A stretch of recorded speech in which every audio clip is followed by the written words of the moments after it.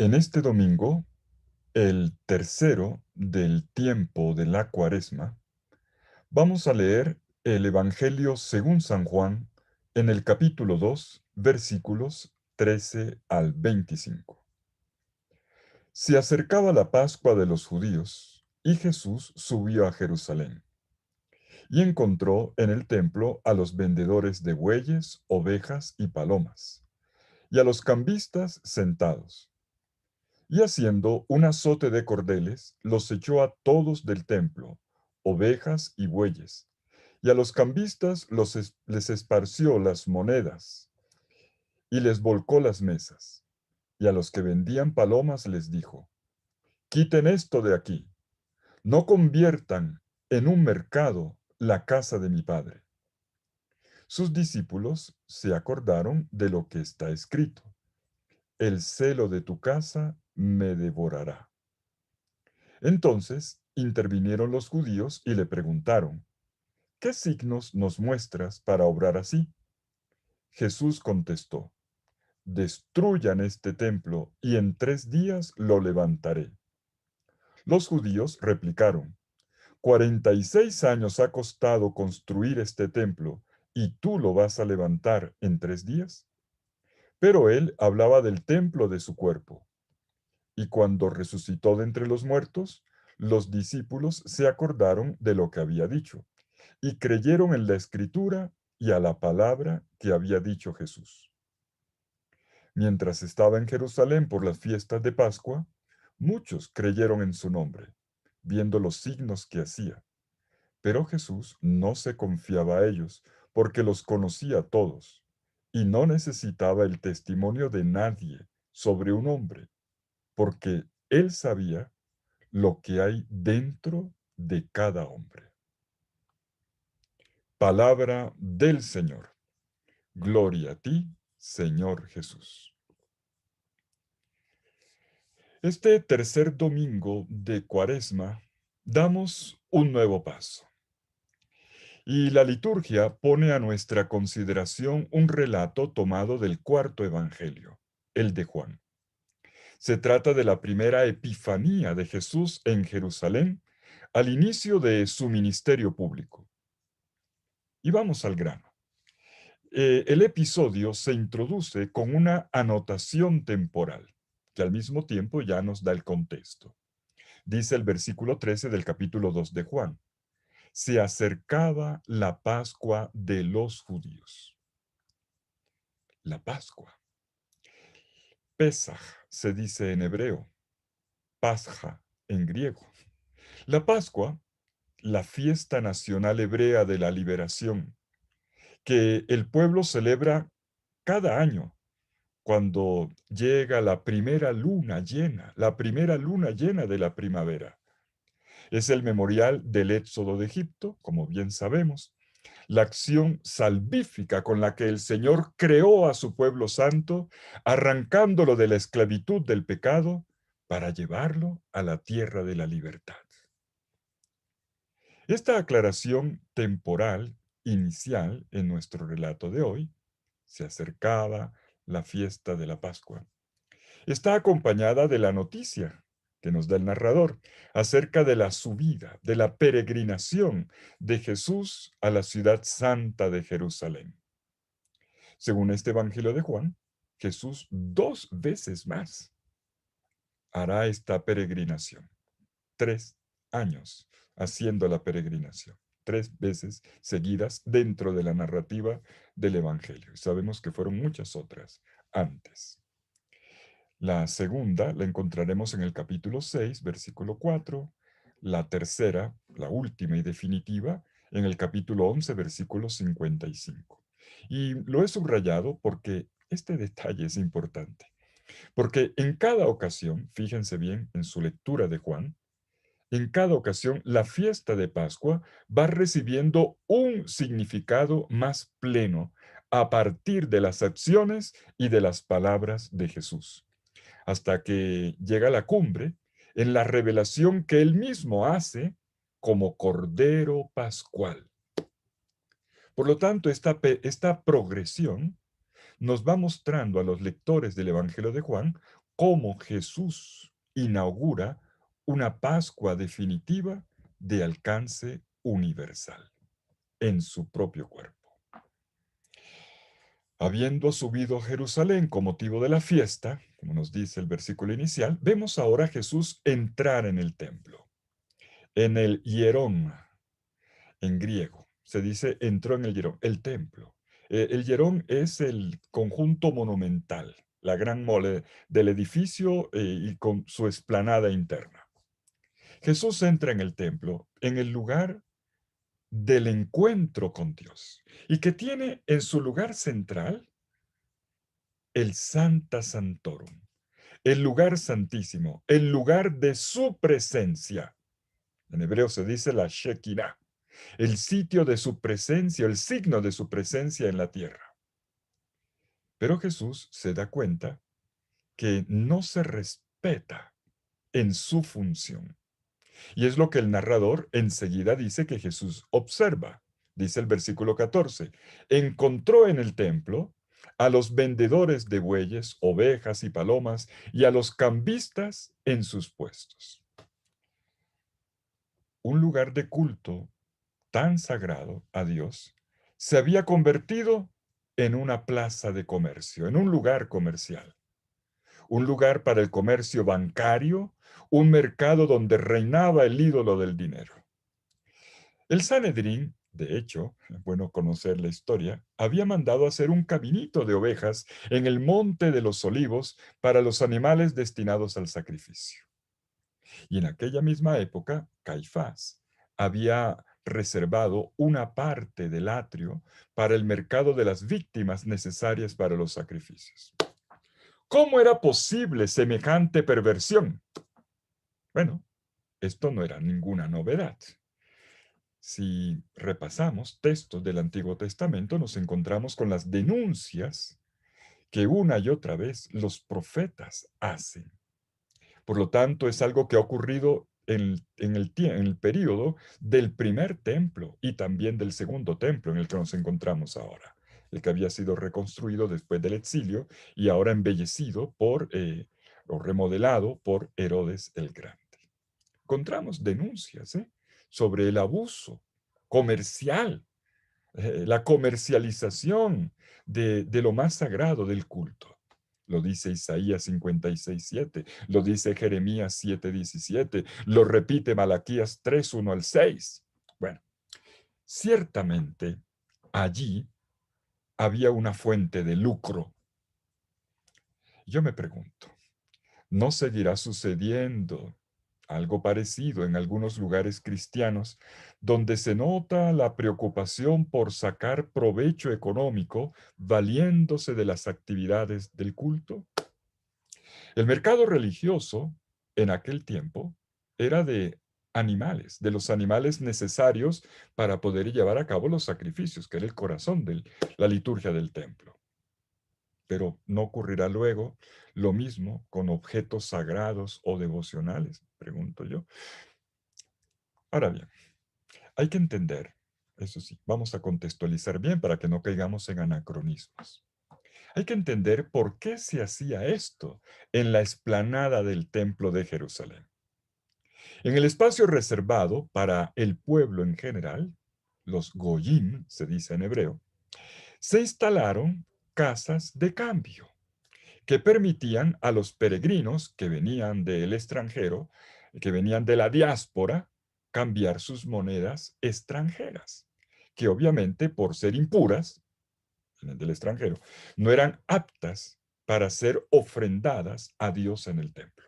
Había que cambiarla por una moneda pura, la que se tenía ahí mismo en el templo. Igualmente, el cambio se requería para comprar las víctimas para los sacrificios. Una persona que viene de muy lejos no va a venir con la vaca al hombro. Eh, no es práctico. Entonces la vendían allá y volvían a comprarla en el templo. Por eso era necesario este tipo de actividad. Tenía lógica.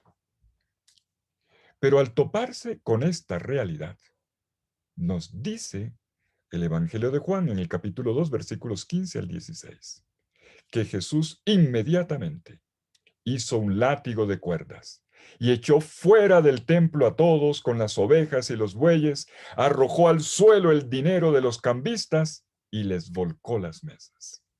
Y les dijo a los que vendían palomas: quiten estas cosas de aquí y no hagan de la casa de mi padre un mercado. Fíjense ustedes, Jesús lleva a cabo un signo y lo acompaña de una palabra explicativa. De esta manera se revela Jesús como un profeta que denuncia la perversión del culto y anuncia el triste final de la que todavía es la casa de Dios, su Padre.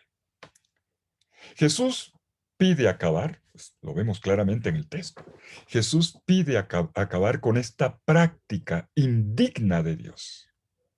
Da una señal del cumplimiento de la profecía sobre la purificación de la casa de Dios que había sido anunciada por los profetas para el final de los tiempos, para la plenitud de los tiempos. Y esta plenitud ha llegado.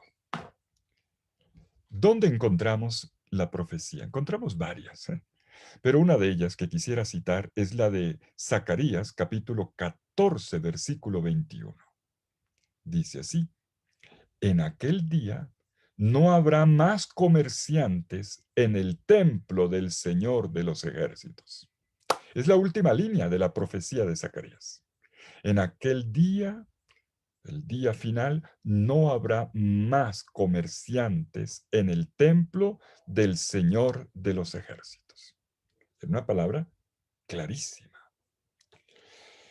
Y vemos que Jesús interviene de una manera fuerte y su gesto va acompañado de una palabra explicativa que leemos en el versículo 16. Quiten esto de aquí, no hagan de la casa de mi padre un mercado.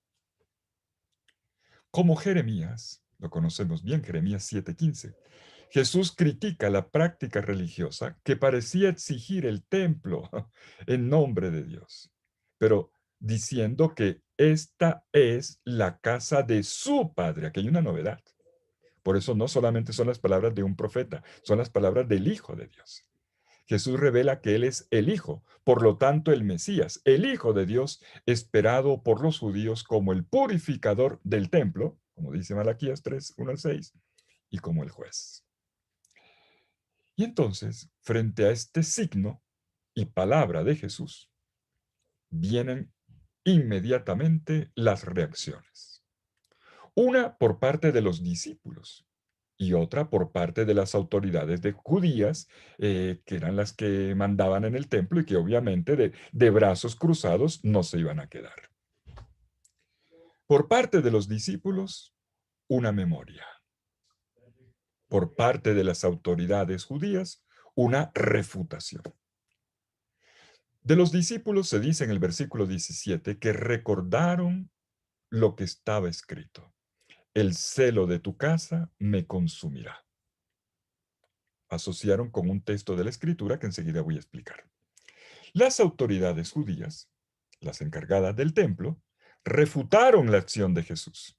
Y es lo que nos dice el versículo 18. Entonces los judíos replicaron: ¿qué signos, qué signo nos das para hacer esto? El gesto de Jesús es sencillamente escandaloso para los sacerdotes y religiosos de la ciudad santa. No podía ser de otra manera. Y ante esta acción que contradice su función y autoridad, ellos se preguntan: ajá, ¿y quién es este Jesús que vino de Galilea y que se permite hacer estas cosas en nuestro terreno, donde nosotros mandamos? Nosotros somos los sacerdotes. Y entonces le piden a Jesús la credencial. ¿Tú qué autoridad tienes? Aquí en la versión de Juan está dicho de otra manera: ¿qué signo nos das para hacer esto? Danos un signo, muestra tu autorización para actuar de esta manera, si es que la tienes. Al expulsar a todas las víctimas destinadas al sacrificio pascual, Jesús impide realmente, claro, la celebración de la Pascua según la prescriptiva de la Torá. Y por lo tanto, desde el punto de vista judío, es un atentado contra el culto mismo. Y recordemos lo que se dijo al principio, estamos en fiesta de Pascua. Y en la Pascua se come el cordero, y ese cordero se sacrifica en el templo. Y entonces nos quedamos sin templo, sin culto, nos quedamos sin Pascua. Ante esta acusación implícita, ¿tú con qué signo nos das para actuar así? Ante esta acusación implícita en las afirmaciones de estos religiosos que se dirigen a Jesús, él responde con palabras que a primera vista suenan enigmáticas, pero que son toda una profecía. Sus interlocutores no la van a comprender con toda su verdad. Lo entenderán mejor los discípulos que enseguida comentaremos. A las autoridades judías, Jesús les dice en el versículo 19, destruyan este santuario. No dijo hierón, que es todo la mole. No, santuario, que es el Santa Santorum, el naos. Destruyan este naos, este santuario, y en 3 días lo levantaré. Jesús se identifica a sí mismo. Su cuerpo bendito lo identifica con el santuario, con la tienda levantada en el desierto donde habitaba Dios, donde residía la Shekinah, la presencia divina, la gloria de Dios habitaba. Y estos enemigos de Jesús intentarán reprimirlo. De hecho, así va a pasar, porque lo llevarán a la cruz y a la muerte. Pero en 3 días levantará esa cortina de la presencia de Dios que es su propio cuerpo. Y esto ocurrirá en su resurrección de entre los muertos. Pero estas palabras les caen mal a las autoridades del templo, a los judíos. Resuenan para ellos como incomprensibles, porque esos judíos se quedan mirando el templo de Dios hecho de piedras y se preguntan, este santuario, naos, fue construido en 46 años y tú lo vas a levantar en 3 días. Es un chiste, ¿eh? Le están diciendo a él. En todo caso, llegados a este punto, Jesús ya ha dicho lo que tenía que decir. Quiere el templo no como una casa de comercio, como una fuente de producción y de lucro para beneficio de los sacerdotes, sino como la casa de Dios, como la casa de Dios. Y después de afirmar esto, Jesús entra en el silencio con una tristeza indecible. El templo, su lugar, porque era la casa de su Padre, de Dios su Padre. El templo que habría debido reconocerlo y acercarse a él como el Señor, el Kyrios, en realidad no lo reconoce, no lo recibe. Y los judíos del templo, por lo pronto, se imponen, retoman el control. Inmediatamente después, la actividad comercial vuelve a la normalidad. La actividad comercial, el sistema bancario se reanuda exactamente como antes del suceso. Como si Jesús nunca hubiera hecho ese gesto ni hubiera dicho nada. Pero junto a este antagonismo, que irá en aumento hasta el punto de llevarlo a una sentencia de muerte, el Evangelio de Juan registra también la reacción de los discípulos que habían venido con él desde Caná de Galilea, es el pasaje anterior, hasta Jerusalén. Y serán los discípulos los que comprenderán en profundidad lo que Jesús hizo, lo que Jesús quiso decir aquel día en la expulsión de los vendedores del templo. Y a ellos se les consigna la tarea de velar por esta enseñanza.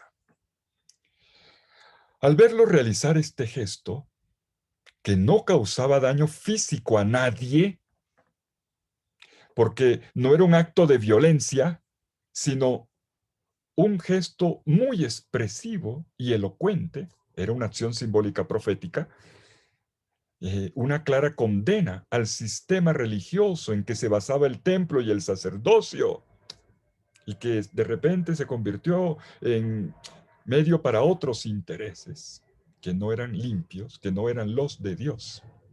Los discípulos pudieron ver el punto de vista correcto en la acción y en las palabras de Jesús. Y esto es lo que se ha dicho ya antes en el versículo 17. Cuando los discípulos vieron a Jesús apasionado, lleno de celo, anota el narrador de Juan, versículo 17. Recordaron sus discípulos lo que está escrito. El celo de tu casa me devorará. Se trata, es lo que está escrito, se trata de un salmo, del Salmo 68, versículo 10. Este salmo es una oración ardiente, inspirada probablemente en Elías. En Elías, el profeta, que en el Horeb, huyendo de la malvada reina Jezabel, llega hasta el monte Horeb y allí, en la presencia de Dios que se le manifiesta, dice el profeta, ardo de celo por el Señor Dios de los ejércitos, porque los israelitas han roto tu alianza. Y sigue con su discurso. Primer libro de los Reyes, capítulo 19, versículos 10 y 14. Elías se había presentado así, como el profeta de fuego, lleno de celo por su Señor, en contraposición a las perversidades religiosas que hacían y del alejamiento de Dios del mismo pueblo de la alianza. El Salmo 68, en el versículo 10, retoma esta experiencia en un orante diferente, pero lo retoma. Y este salmo fue rezado tantas veces por Israel, incluso por el mismo Jesús, hasta el punto de que moldea su pensamiento. El celo por tu casa me consumirá, me devorará. A decir verdad, en el texto original del Salmo, el verbo está en pasado.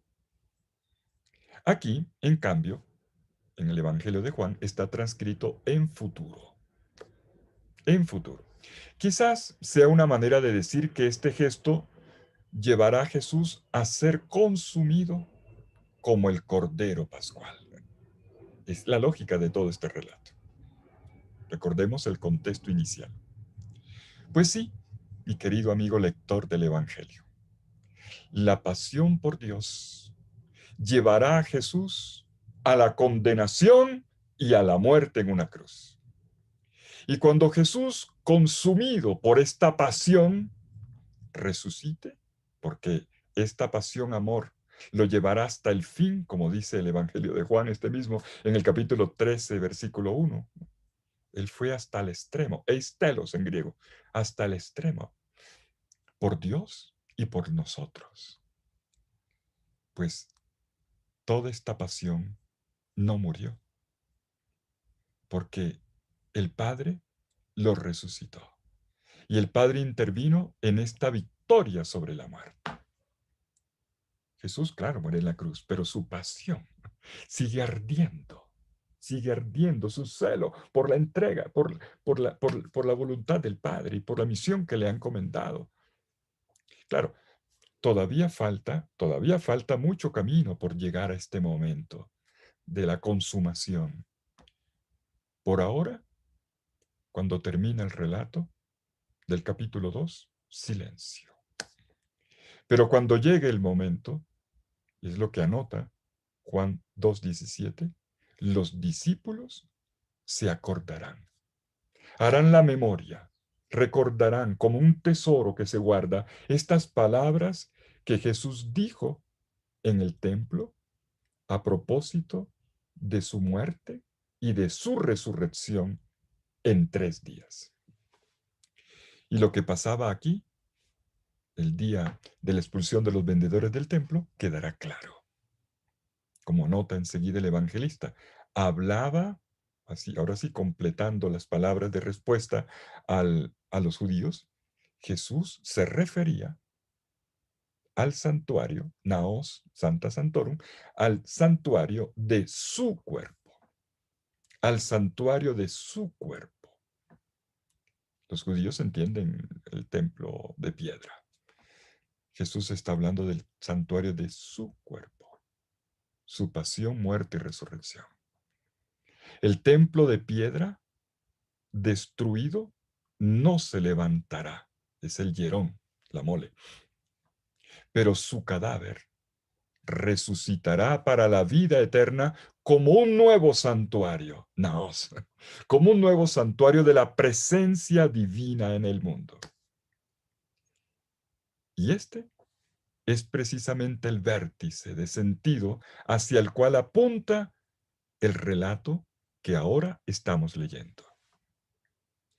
El lugar, escúcheme bien, el lugar del encuentro con Dios, el lugar del encuentro entre Dios y el hombre, es el cuerpo bendito de Jesús, muerto y resucitado. Este es el lugar del verdadero culto a Dios, el lugar del verdadero culto, el templo en definitiva, que era un símbolo inicial, ahora se realiza de manera plena en Jesús. Y este es un tema que se va a seguir profundizando a lo largo de este Evangelio de Juan. Este es un punto de partida. Por ejemplo, les doy dos citas más para que sigan estudiando Juan. En el diálogo con la samaritana, Juan capítulo 4, versículo 23.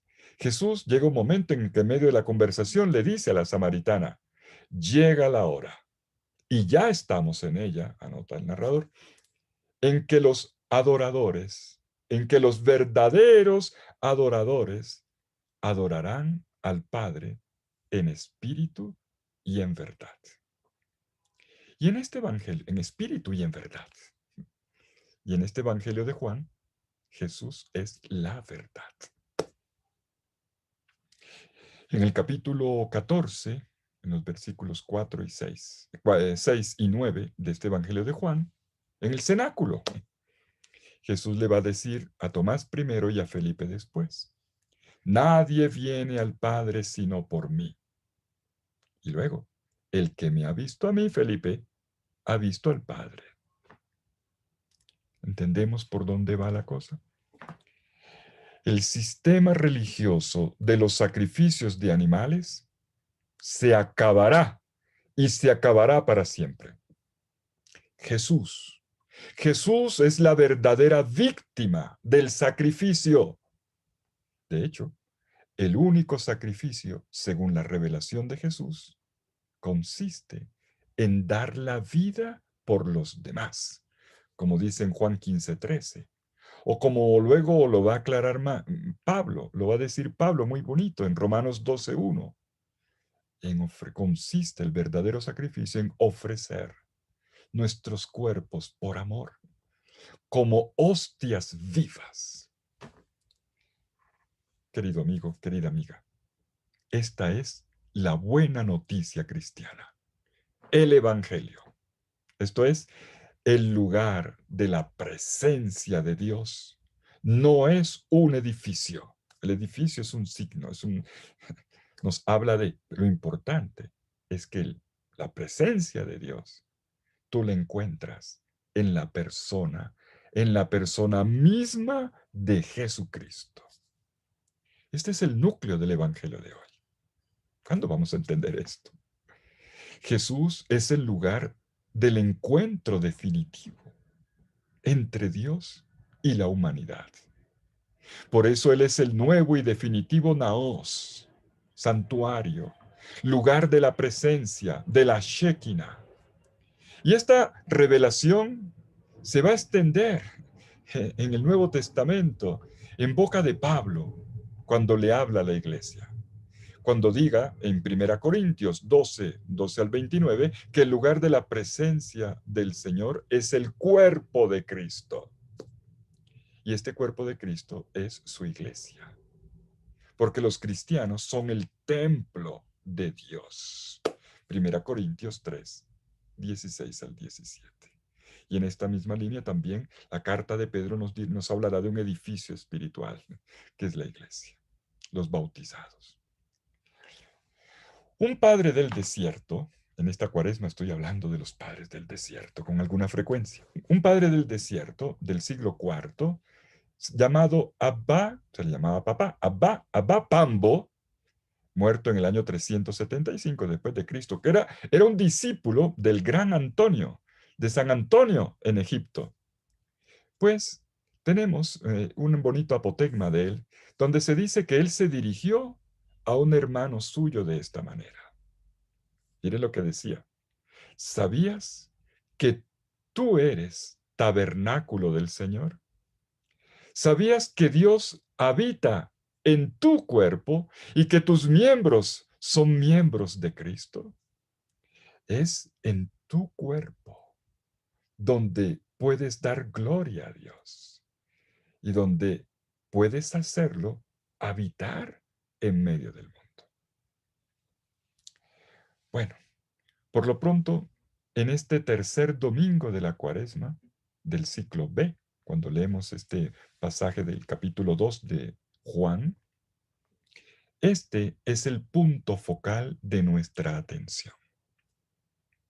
Es en el cuerpo de Cristo donde se reveló la gloria de Dios. Y es en nuestro cuerpo donde Dios ahora habita a través de Jesucristo en la comunión del Espíritu Santo.